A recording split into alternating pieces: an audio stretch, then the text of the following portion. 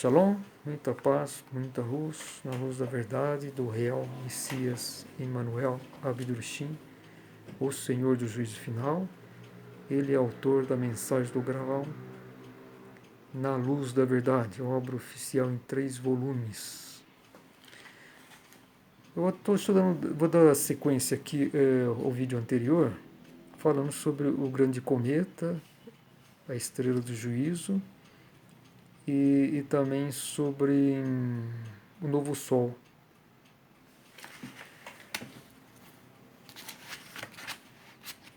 Então, da mensagem, volume 1 da mensagem do Graal, de Abdurshim, está aqui, fala sobre o grande cometa. Desde muitos anos, os entendidos já falam sobre a chegada dessa estrela especialmente significativa. O número daqueles que a esperam aumenta continuamente. Cada vez mais vão se acumulando as alusões de que ela talvez, na realidade, também seja esperada para breve. Contudo, o que ela significa realmente, o que ela traz, de onde vem, isso ainda não foi esclarecido corretamente. Sabe-se que ela trará transformações radicais de caráter incisivo, mas essa estrela significa muito mais. Pode ser chamada Estrela de Belém porque é exatamente da mesma espécie daquela. Sua força sugará a água para as alturas, trará catástrofes meteorológicas e muito mais. A terra estremecerá quando os seus raios a envolverem.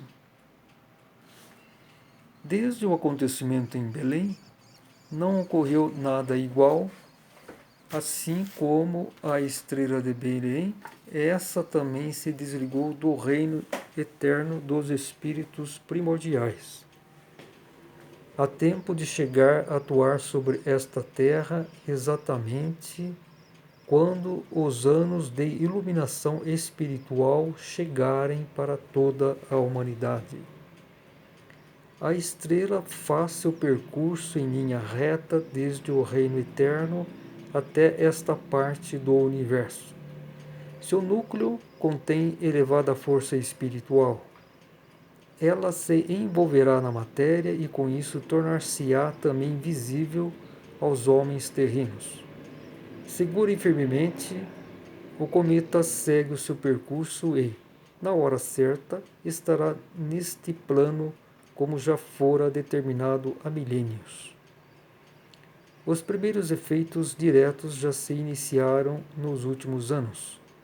Aquele que não quiser ver nem ouvir isso, quem ainda não percebeu quão ridículo é considerar todos esses acontecimentos extraordinários como cotidianos, este não pode esperar ajuda. Ou por medo quer fazer como o avestruz, ou então sofre de uma inteligência extremamente atrofiada. Deve-se deixar ambas posturas seguirem calmamente seu caminho. Apenas podemos sorrir ante suas afirmações de fácil contestação.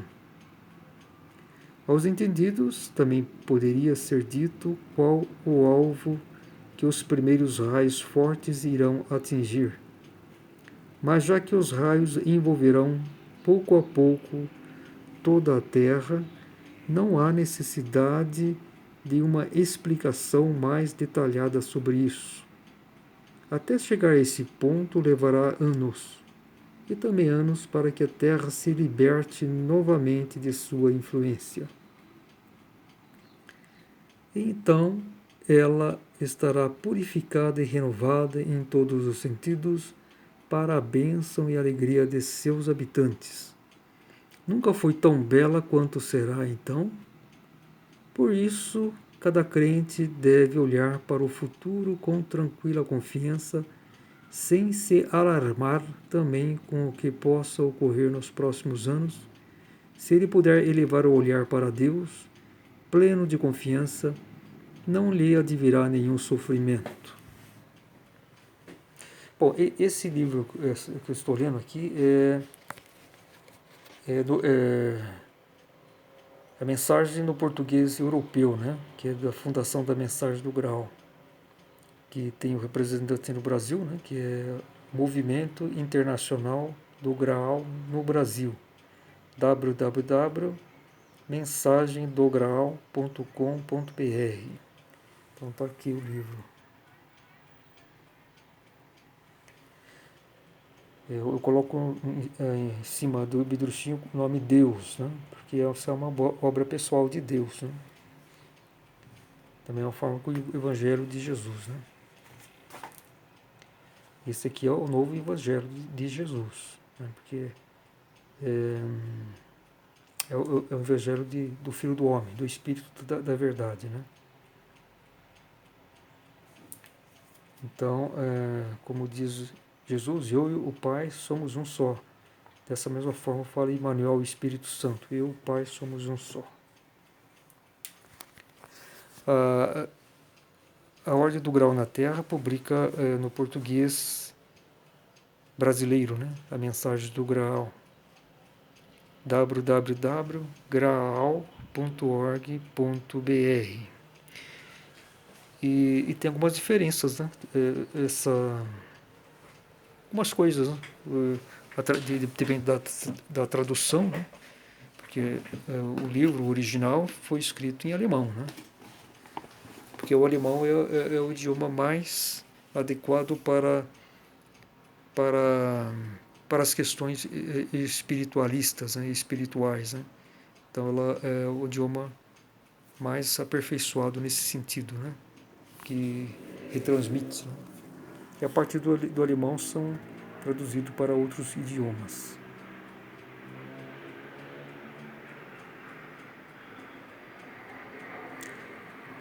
Então é isso, ficam claros que ela não é um cometa comum, ele é um cometa especial que se desprendeu do reino espiritual, né? Primordial. É um reino que fica acima do nosso. Nosso é o reino espiritual. E vem, pode-se dizer que é um ser que tem uma missão, espírito primordial, que está no comando desse cometa. E ele está no comando para cumprir exatamente a vontade de Deus. Ele tem uma força suficiente para direcionar possibilitar que ele fique com aquela força magnética, né, espiritual necessária para fazer todas as transformações. Então, temos que aguardar. Essa dissertação foi escrita mais ou menos há uns 90 anos, mais ou menos, ou mais, por aí. E acho que foi uma das primeiras dissertações que o Messias Abdurchin escreveu. Então já se passaram aí pelo menos uns 90 anos, né? E então hoje estamos mais próximos disso, né? Na verdade, ele já era para ter alcançado o grande cometa, enquanto o senhor Messias Abdurchin ainda vivia aqui na Terra, né? Ele teria que viver muito mais tempo, mas os convocados falharam, ele foi muito perseguido pelos nazistas, por católicos, e a humanidade não o reconheceu. Mas se ele tivesse aqui encarnado presencialmente na Terra, ele viveria, porque estando presente, a irradiação inercial de Deus, né, acelera todos os acontecimentos, né, e seria adequado, né, se a humanidade o reconhecesse e pedisse perdão a ele pelo assassínio de Cristo. Aí o círculo fecharia e grande parte da humanidade poderia ser salva, né? Possivelmente ele seria um jeito final mais blando, né? E, enfim, seria muito diferente do que as coisas se transformaram.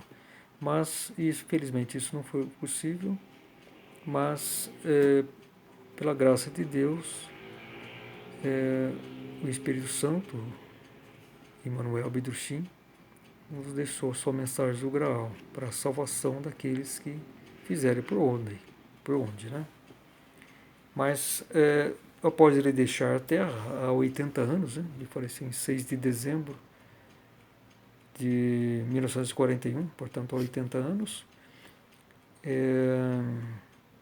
a radiação não ficou tão intensa, né? Porque ele não estava mais encarnado aqui na Terra. É a palavra viva de Deus, a nova palavra, 100% perfeita, sem interferências humanas. Irradia em eternidade, na criação posterior. Mas, diferentemente, os acontecimentos são mais retardados, vamos dizer assim. E isso está sempre a reciprocidade, né? Também que é o mais adequado para a humanidade, que com seu livre-arbítrio não optou por esse reconhecimento, né? Por essa busca. E então ela teve todo um processo, teve muitas, a própria Segunda Guerra Mundial, né? Isso afetou muito, foi o retorno kármico da humanidade, mas o karma existe também através do sofrimento, o ser humano poder se ligar espiritualmente, né? E ter ainda assim uma possibilidade de se salvar, de buscar a espiritualidade. Então, por exemplo, a própria pandemia, né, da Covid também é uma questão kármica, né, da humanidade. Mas isso, de acordo com o livre-arbítrio dela, da direção que ela tomou, vem a reciprocidade, a lei da reciprocidade.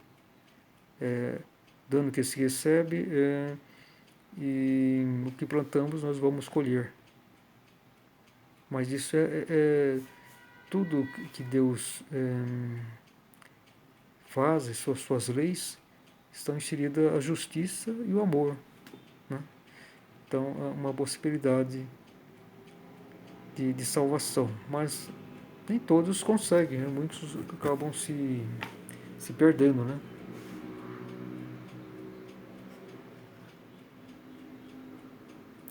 Então as catástrofes estão intensificando, né? na natureza, e, enfim, também pela ação do homem, né? Também é uma resposta da natureza.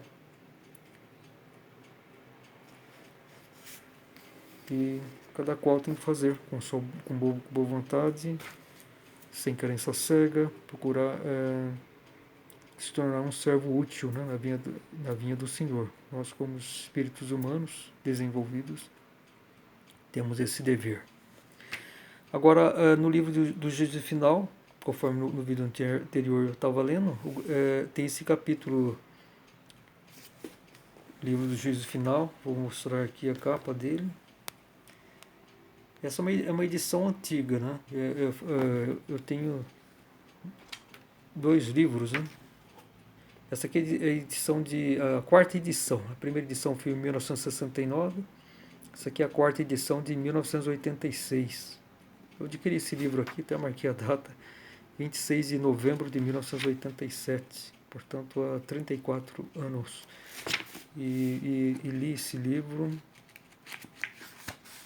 parece que no início, né, de 1989.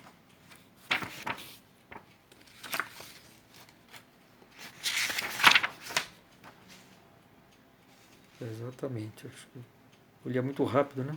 Primeira leitura. E tem aqui uma data aqui que eu marquei, 13 de 1 de 1989. Então aí são os 32 anos que eu li essa obra, que me impressionou bastante, né?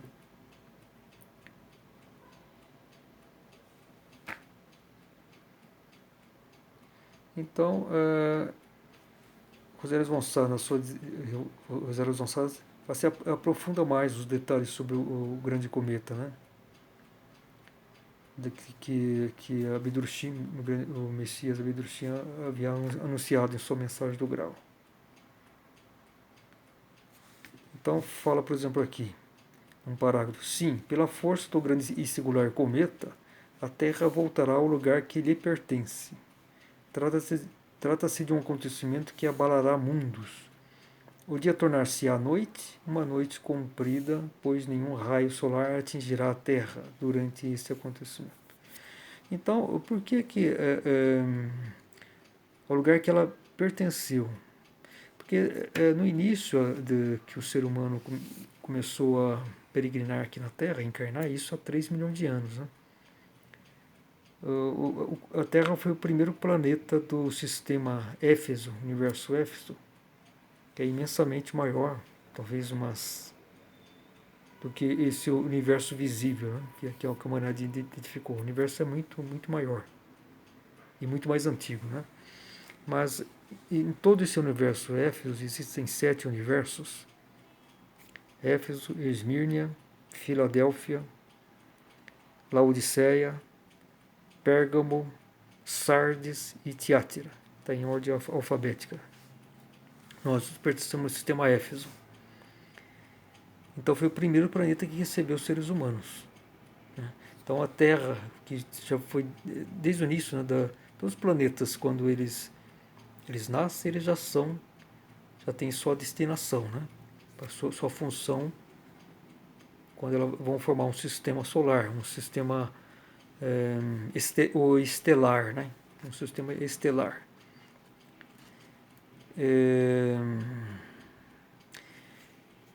Então a Terra, desde o início, foi destinada a ser um planeta com atmosfera, enfim, tivesse naquelas condições adequadas de proximidade do Sol e que recebesse espíritos humanos. Na verdade, e no sistema solar, com certeza Vênus também foi destinado para isso. E Vênus é habitado por seres humanos. A ciência desconhece isso. Os dados que ela obteve estão errados. O planeta na superfície de Vênus não é essa temperatura. Eu fiz até com um cálculo e estudei. Até alguns vídeos mais antigos que eu gravei, eu falei sobre isso. Eu até pretendo falar novamente, né, sobre essa questão. Eu até fiz uma estimativa aí, comparando a atmosfera da Terra, o albedo, a reflexão da luz, e as condições particulares de cada planeta, né? Vênus mais próximo do Sol, Terra mais distante, o efeito estufa de Vênus, e, enfim, essas condições, e o gelo da Terra, enfim, essas condições atmosféricas, a temperatura média de Vênus na sua superfície deve estar por volta de 28 graus. E a Terra uns 16 graus, né? Então o Vênus tem uma temperatura uniforme porque ela tem nuvens, né, que cobrem, nuvens espessas que cobrem, altas nuvens, né, toda a superfície do planeta. Mas Vênus ele é um planeta habitado por seres humanos também. Rosélia Gonçalves fala aqui no livro, o livro do Juízo Final. E também por esse cálculo que eu fiz, comparando as atmosferas, eu cheguei à conclusão que é impossível a temperatura de Vênus ser na casa dos 470 graus centígrados, como se divulga, né? O efeito estufa não pode fazer ocasionar uma temperatura 32 vezes maior do que da Terra. Isso não é possível. A espessura das nuvens de Vênus, um efeito estufa maior, ela pode ser, eu calculo, estimo, né? Eu não sou físico, não sou astrônomo profissional, sou apenas astrônomo amador e gosto de pesquisar, espiritualista, né? Mas eu faço minhas teorias e procuro pegar dados da ciência e também da espiritualidade, né? Então eu estimei que a temperatura em Vênus seja de 28 graus. E eu acredito que através desse cálculo, comparações das atmosferas da Terra e de Vênus, né, as características, é possível se constatar, dar evidências fortes que a temperatura na superfície de Vênus é compatível à vida. Então, eu faço a suposição que o efeito estufa de Vênus, a sua espessura de nuvens, pode ser assim uns 50% maior do que da Terra. Uns 50%. Né? Nem 100% seria, porque se fosse 100% seria uma vez mais, né? Tá certo? Porque conforme a ciência astronômica diz hoje, né? Ela diz que Vênus tem uma temperatura média, né? Aproximadamente de 470 graus centígrados, que é umas 32 vezes superior, seria, né? 32 vezes superior à da Terra. Então isso não é possível, na minha visão. Né? Agora, sobre essa questão do sistema solar que eu estava comentando, de planetas habitados, né? E é possível também que um planeta que esteve entre Marte e Júpiter, onde está o cinturão dos asteroides,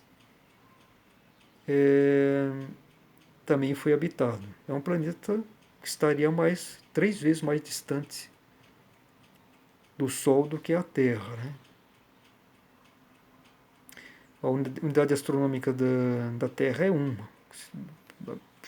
Uma unidade astronômica representa a distância do Sol e da Terra, de 150 milhões de quilômetros. Esse planeta aí, entre Marte e Júpiter, estaria a 3 unidades aproximadamente astronômicas, que seriam uns 450 milhões de quilômetros. Então seria muito frio. Teria que ter outras condições, né, para esse aquecimento. Agora, o fato é que tanto esse planeta, é chamado também de Malona, me parece que é isso. Malona até teve um escritor alemão que escreveu um livro sobre, eu acho que ele era um espiritualista, ele fez assim, talvez por inspiração, esse livro, descrevendo a vida como seria nesse planeta. É um livro que foi publicado mais ou menos uns 100 anos atrás. Eu não sei o nome do autor. Talvez pesquisando aí Malona,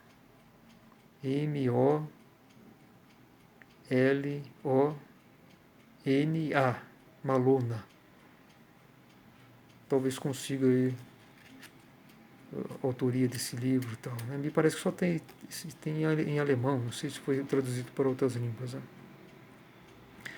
Mas o fato é que a Terra foi o primeiro planeta do sistema Éfeso. Cada sistema universal também recebeu um planeta há 3 milhões de anos para possibilitar a encarnação das almas humanas, que já estavam de posse do corpo anímico, né, que seriam as almas. Então o espírito em desenvolvimento já estavam preparados para encarnar aqui na Terra. E então só muito depois é que outros planetas começaram a receber espíritos humanos. Eu suponho que isso poderia ser há 1 milhão de anos atrás, há 500 mil anos atrás, e continua. Muitos planetas recebendo seres humanos. Mas houve um período muito longo, talvez de uns 2 milhões de anos, que apenas a Terra era habitada. Porque tinha que existir um primeiro planeta para fazer uma espécie de laboratório. Né? Então a Terra foi uma espécie de laboratório de desenvolvimento para, a partir daquela experiência, aplicar em outros planetas também, que já estavam destinados a receberem espíritos humanos.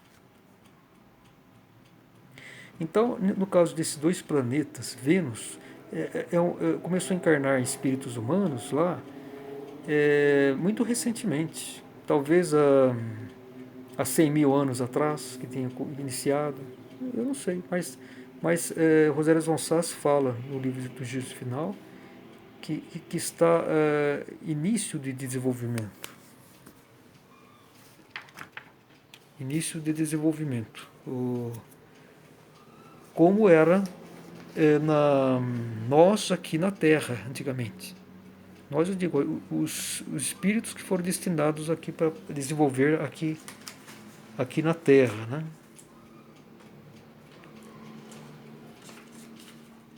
E muitos, lógico, retornaram, né? Obteram já autoconsciência e retornaram já para o paraíso. Mas nesse período que encarna espíritos humanos, há etapas. Tem a primeira etapa é nascimento, o segundo é crescimento, terceiro amadurecimento, quarto período, cada período aproximadamente 600 anos, né? O quarto período é ações e desenvolvimento e o último período é iluminação. No livro Os Primeiros Seres Humanos, José von Sass fala sobre isso. Os entes da natureza, a idade da Terra, o nascimento dos corpos celestes. Esse livro, Os Primeiros Seres Humanos, é uma espécie de complemento ao livro do Juízo Final. Ele foi editado pela primeira vez em 1972. Não, 1974. Então, suponho que ele foi escrito na mesma época que José von Sass estava escrevendo o livro do Juízo Final. Porque ele é dissertativo, né? Só que ela separou, acho que para não ficar com muitas páginas, né? O livro do Juízo Final, ela pode, estou supondo, né? Ela separou outras dessas dissertações para esse livro aqui, Os Primeiros Seres Humanos. Então ela fala sobre todo o início, né? A origem do universo, os quasars, supernovas, os modelos de matéria fina, o nascimento dos corpos celestes, a importância da Antártida, almas estelares. Almas estelares seriam, no caso das estrelas mães, né? Porque tudo surge no corpo astral da Terra e depois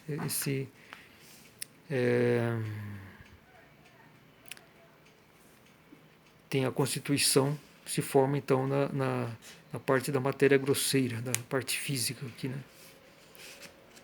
Porque a matéria grosseira tem 3 camadas.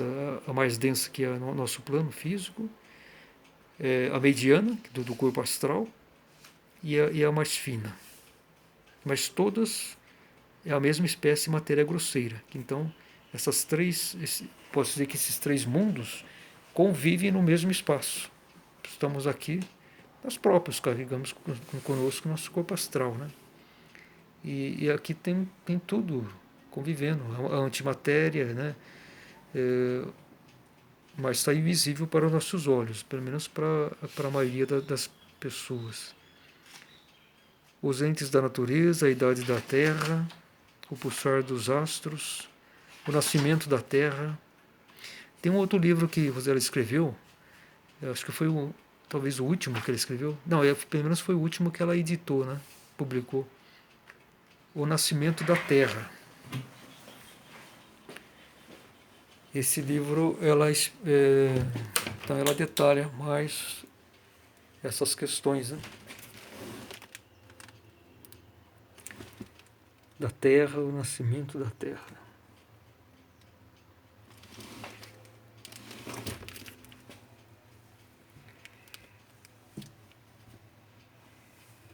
Deixa eu pegar o livro aqui para mostrar a capa.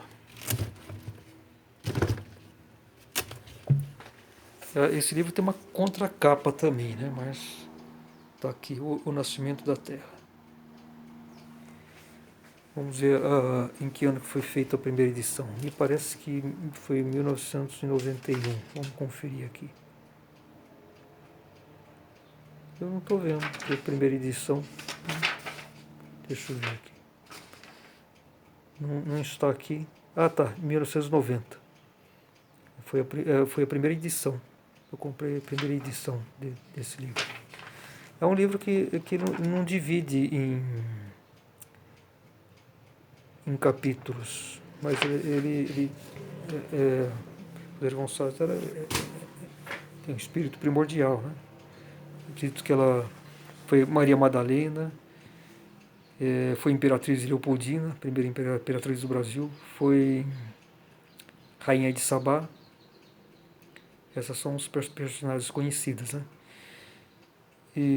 Da história. E também foi duas personagens que a história desconhece, que foi na época da Grande Pirâmide, né? 6.500 anos atrás, construção da Grande Pirâmide, ela foi uma sacerdotisa sumeriana chamada Tisbe. Isso está lá no livro A Grande Pirâmide Revela o Seu Segredo.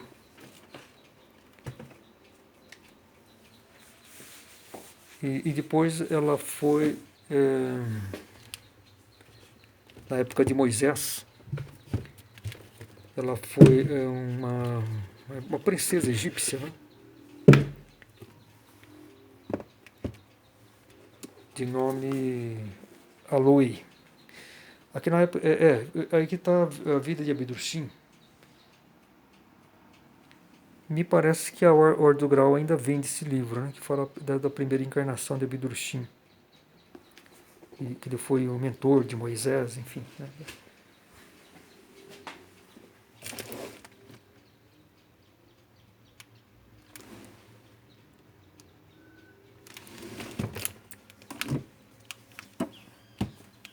Deixa eu ver aqui.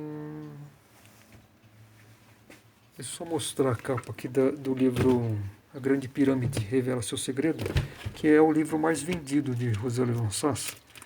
Me parece que foi o segundo livro a ser publicado. Aqui tinha uma contracapa, agora essa aqui é a 10ª edição de 1900. A primeira edição foi em 1972. E esse livro aqui é a 10ª edição de 1986. Shalom, muita paz, muita luz.